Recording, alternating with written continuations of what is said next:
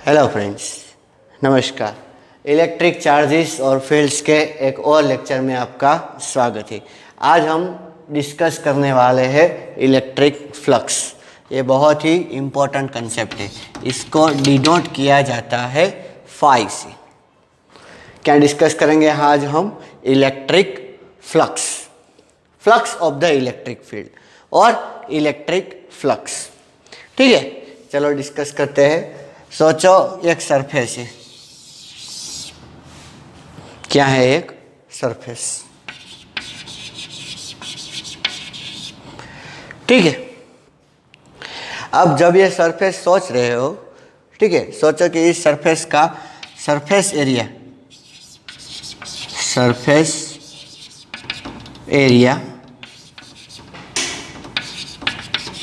है ए। Surface area कितना है? ए। और यहाँ से कोई इलेक्ट्रिक फील्ड लाइन जा रही है इस तरह। ये है इलेक्ट्रिक फील्ड। आप जो भी सरफेस सोच रहे हो उसके परपेंडिकुलर एक नॉर्मल ड्रॉ करो। फिर से बोलता हूँ, आप ये सरफेस ले रहे हो, ये सरफेस है, इसके परपेंडिकुलर एक नॉर्मल ड्रॉ करो ऐसा। अगर ये सरफेस आप सोच रहे हो, ठीक है, तो इसके परपेंडिकुलर नॉर्मल किस आएगा? ऐसा। आप बोलोगे सर दो आ सकते हैं, या तो बाहर निकलेगा या तो अंदर जाएगा। हमें सिर्फ बाहर निकलने वाला नॉर्मल ही कंसीडर करना है। कौन सा नॉर्मल? बाहर निकलने वाला।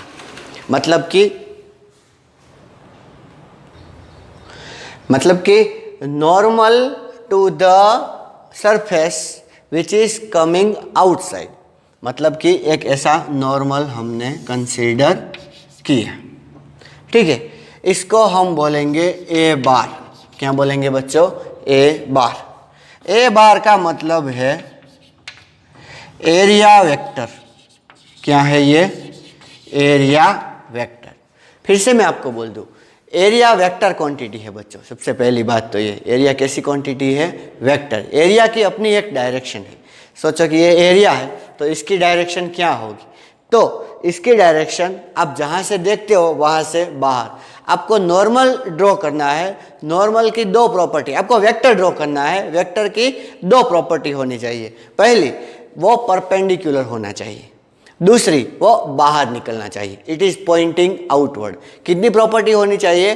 दो। One is that it should be normal. किसकी प्रॉपर्टी बोल रहा हूं मैं? एरिया वेक्टर की। नॉर्मल किसके? Normal, normal to surface. ठीक है, और दूसरी प्रॉपर्टी पॉइंटिंग आउटसाइड एरिया। तो एक एरिया वेक्टर हमने ऐसा ड्रॉ किया, और ये क्या ड्रॉ किया हमने? Electric field. इन दोनों के बीच में एंगल सोचो कितना है? थीटा। कितना एंगल है? थीटा। ये क्या है? E bar. It is the electric field intensity. या तो सिर्फ अगर आप इलेक्ट्रिक फील्ड बोलोगे तो भी कोई प्रॉब्लम नहीं है। ये ई है और ये है एरिया वेक्टर। एरिया वेक्टर की दो प्रॉपर्टी क्या होनी चाहिए? Normal to the surface and point outward outside the area. एक बात मैं बोलूँ, ये जो है लेंथ जो है वो इलेक्ट्रिक फील्ड की स्ट्रेंथ को बोलेगा। अगर इलेक्ट्रिक फील्ड की स्ट्रेंथ कम है तो ये वेक्टर छोटा होगा। इलेक्ट्रिक फील्ड की स्ट्रेंथ ज़्यादा है तो ये वेक्टर बड़ा होगा। In the same sense area, कितना एरिया है वो ये रिप्रेजेंट करेगा, इसकी लेंथ रिप्रेजेंट करेगी। अगर एरिया छोटा है तो ये लेंथ छोटी होगी, और अगर एरिया बड़ा है तो ये लेंथ बड़ी होगी। तो हमने तीन चीज़ के बारे में अभी डिस्कस किया। एक तो इलेक्ट्रिक फील्ड इंटेंसिटी। ठीक है, सोचो कि यहाँ पर कुछ पॉजिटिव स्टफ रखा हुआ है और यहाँ पर कुछ नेगेटिव। यहाँ क्या रखा हुआ है? पॉजिटिव, और यहाँ पर नेगेटिव। तो पॉजिटिव से निकल के नेगेटिव की ओर जाएगी। पॉजिटिव से निकल के किधर जाएगी? नेगेटिव में जाएगी। तो ये क्या हो गया? इलेक्ट्रिक फील्ड हो गया। यहाँ पर हमने सरफेस ऐसी कंसीडर की है, तो अगर सरफेस ऐसी कंसीडर की है तो उसका एरिया वेक्टर किधर आएगा, ऐसे। अगर आप उसको नीचे से देख रहे हो, अगर आप उसको कहां से देख रहे हो, नीचे से, तो एरिया वेक्टर नीचे की ओर आएगा।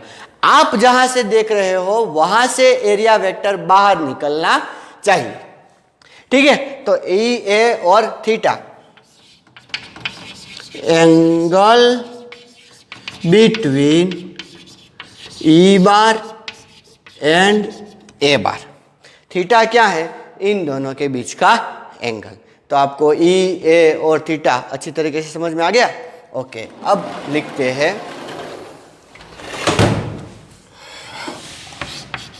Electric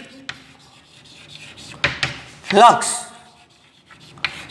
linked with any surface, electric flux linked with any surface is given by formula phi is equals to E A cos theta।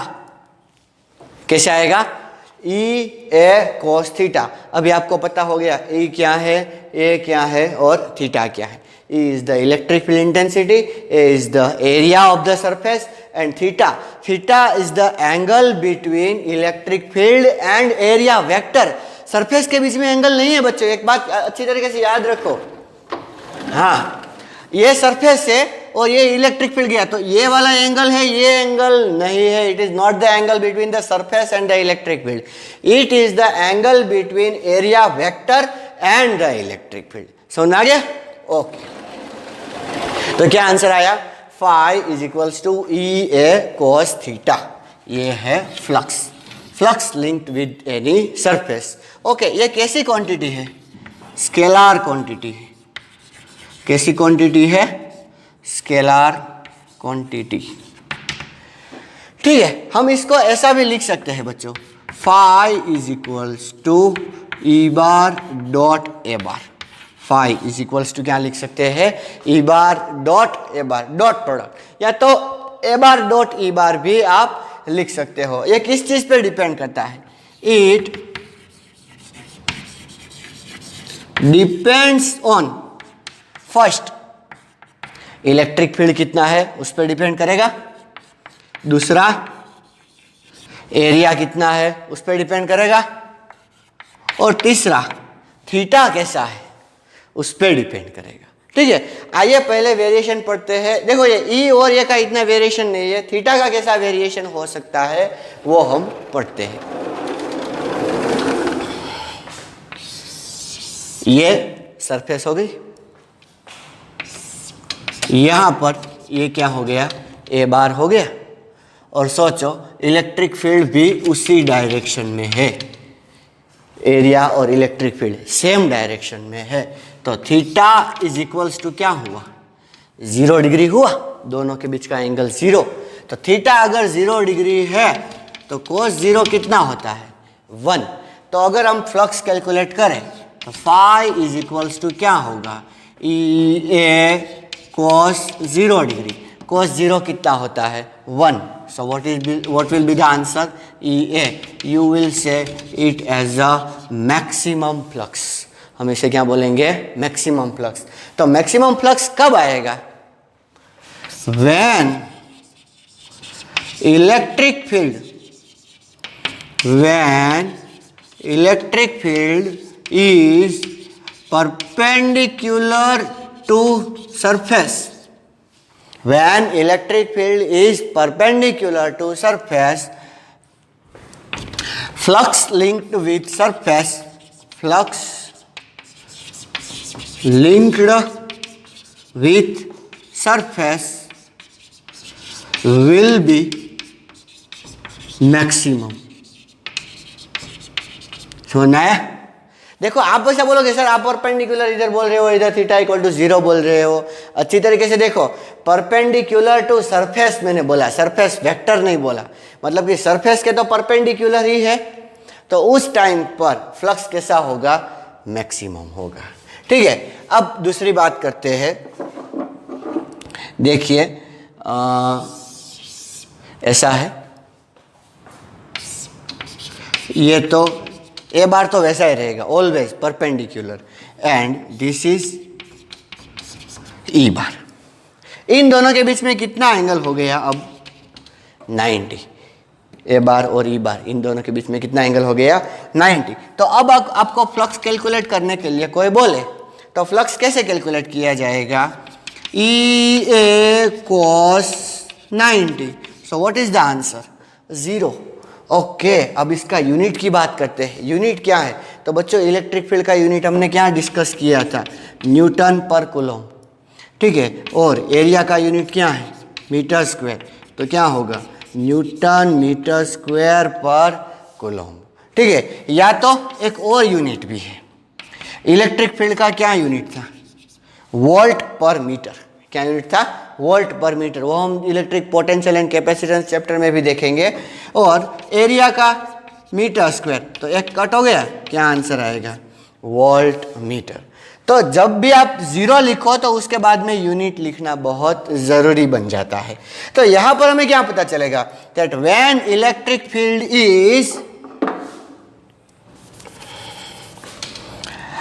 Parallel to surface, देखिए ये सरफेस है और उसके पैरेलल इलेक्ट्रिक फील्ड है। When electric field is parallel to surface, flux linked with the surface will be 0।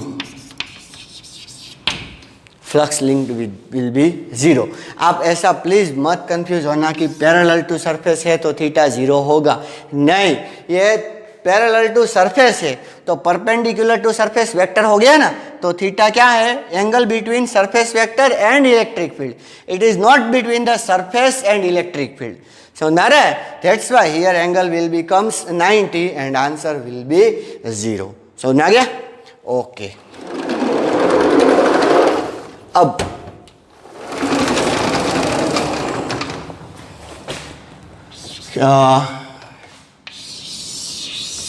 ऐसी surface है, okay. और ये तो जैसे हमने डिस्कस किया था, ये तो ए बार ही होगा और यहाँ पर ऐसे इलेक्ट्रिक फील्ड है, इलेक्ट्रिक फील्ड ऐसे। अब तक हमने क्या डिस्कस किया था कि इलेक्ट्रिक फील्ड इससे बाहर निकल रहा था, लेकिन यहाँ पर क्या है? इलेक्ट्रिक फील्ड इसके अंदर जा रहा है। तो अब एंगल कैसे मेजर करें? तो एंगल ऐसे मेजर किया जाएगा, देखिए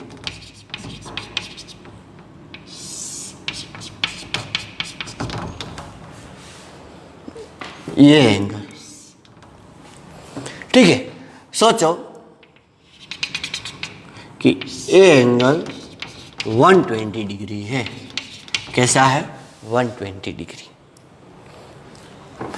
यहां पर इलेक्ट्रिक फील्ड क्या जा रहा है? अंदर जा रहा है, तो एंगल कितना हो गया? 120 डिग्री। अब फ्लक्स कैलकुलेट करने को बोले तो ई ए cos 120 डिग्री, ई ए cos 120 कितना? तो cos 120 का मतलब होता है cos 90 प्लस 30, ठीक। तो cos 90 plus 30 means minus sine 30। So answer will be minus E A by 2। Flux negative आया बच्चों। कैसा फ्लक्स आया? नेगेटिव। अब एक केस और देखिए, ये सरफेस हमने कंसीडर की, एरिया वेक्टर तो यही है, ठीक। और इलेक्ट्रिक फील्ड ऐसा है, एग्जैक्ट अंदर जा रहा है ऐसे। तो यहां पर एंगल कितना होगा? तो देखते हैं, ये क्या है? ए बार, और ये क्या है? ई बार। तो एंगल कितना हो गया? 180 डिग्री, ठीक है। तो यहां पर अगर फ्लक्स कैलकुलेट करने को बोला जाए तो ई ए cos 180, तो क्या आएगा? माइनस ई ए। तो नेगेटिव आया, यहां पर भी नेगेटिव आया, यहां पर भी नेगेटिव आया। अच्छी तरीके से देखिए, सरफेस में इलेक्ट्रिक फील्ड लाइन अंदर जा रही है, सरफेस के अंदर इलेक्ट्रिक फील्ड लाइंस जा रही है। यहां पर बाहर थी, यहां पर बाहर जा रही थी, यहां पर तो पैरेलल हो गई थी। तो हमें पता क्या चलेगा कि फ्लक्स पॉजिटिव कब आएगा और फ्लक्स नेगेटिव कब आएगा? आप कैसे पता लगा सकते हो? When electric field lines are coming outside then flux will be positive, and when electric field lines going inside then flux will be negative. Okay, flux zero कब होगा? When surface and electric field lines are parallel to each other, as well as that electric field line and surface vector are perpendicular to each other. At that time flux will be zero. तो देखिए मैं यहाँ पर एक graph draw कर रहा हूँ। ये थीटा है और ये है फाई। थीटा का मतलब जो एंगल हमने थोड़ी देर पहले डिस्कस किया था वो, और ये क्या है? फ्लक्स। तो फ्लक्स किस पे डिपेंड करता है? देखिए phi is equals to what? E A cos theta. ये कॉस थीटा का ग्राफ है ना, तो कॉस थीटा का ग्राफ ऐसे देखिए, ठीक है। यहाँ 0 डिग्री है, यहाँ पर 90 डिग्री है, यहाँ पर 180, यहाँ पर 270 और यहाँ पर 360। तो cos थीटा की वैल्यू कहाँ से कहाँ वेरी होती है? 1 से लेके -1 तक। लेकिन उसके साथ कौन मल्टीप्लाई हो गया? ई ए। तो ई ए अगर 1 के साथ मल्टीप्लाई होगा तो मैक्सिमम फ्लक्स कितना होगा? ई ए। और ई ए अगर -1 के साथ मल्टीप्लाई होगा तो मिनिमम फ्लक्स कितना होगा? -E ए। 0 से 90 डिग्री के बीच कैसा फ्लक्स आएगा? पॉजिटिव। 90 से लेके 270 तक कैसा फ्लक्स आएगा? नेगेटिव। और 270 से लेके 360 तक कैसा फ्लक्स आएगा? पॉजिटिव। समझ में आ गया? ओके, तो फ्लक्स नेगेटिव, पॉजिटिव और 0 कब आता है? देखिए 90 डिग्री और 270 डिग्री। हमने सरफेस ऐसी रखी और इलेक्ट्रिक फील्ड लाइन ऐसी जा रही है। गेज कीजिए कितना फ्लक्स आएगा। ये सरफेस है और इलेक्ट्रिक फील्ड लाइन ऐसे जा रही है, फ्लक्स विल बी 0। कैसे? ये सरफेस है तो सरफेस वेक्टर कैसे? बाहर। इलेक्ट्रिक फील्ड कैसे? ऐसे। दोनों के बीच में एंगल कितना हो गया? 90। ऐसे इलेक्ट्रिक फील्ड लाइन नहीं जा रही है, ऐसे इलेक्ट्रिक फील्ड लाइन जा रही है, तब भी फ्लक्स 0 आएगा। क्यों? क्योंकि सरफेस वेक्टर तो बाहर ही है, इलेक्ट्रिक फील्ड लाइन ऐसे जा रही है, दोनों बीच में एंगल हो गया 270 डिग्री, तो भी फ्लक्स कैसा आया? नेगेटिव। ठीक है, तो ये हमने किसके बारे में डिस्कस किया? Flux, electric flux. और जब सरफेस कैसी थी? सरफेस फ्लैट थी बच्चों। सरफेस कैसी थी? फ्लैट। अगर सरफेस फ्लैट ना होती तो देखिए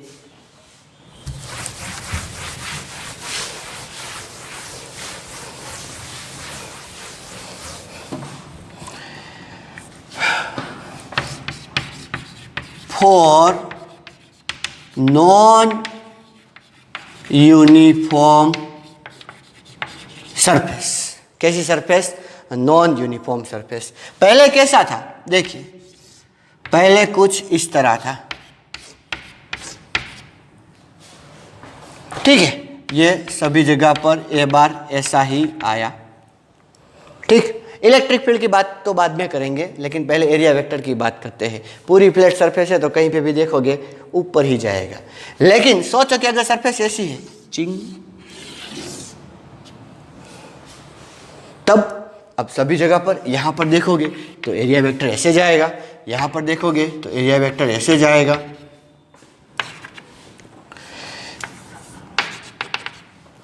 समझ में आ रहा है ना? तो सभी जगह पर एरिया वेक्टर डिफरेंट डिफरेंट हो गए। और सोचो कि इलेक्ट्रिक फील्ड इस तरह है,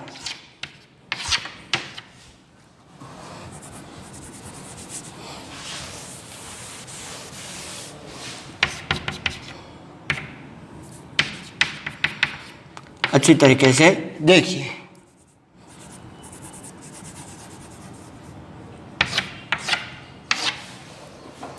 तो यहां पर एंगल ये बन गया, यहां पर एरिया वेक्टर इधर आया तो एंगल 0 बन गया। यहां पर क्या हुआ? देखिए ये एंगल बन गया, तो ये θ1 बोलेंगे, θ2, ये θ3, ऐसा हो जाएगा। तब क्या करेंगे हम? यहां पर देखिए एंगल सभी जगह पर डिफरेंट है तो फ्लक्स भी सभी जगह पर डिफरेंट आएगा।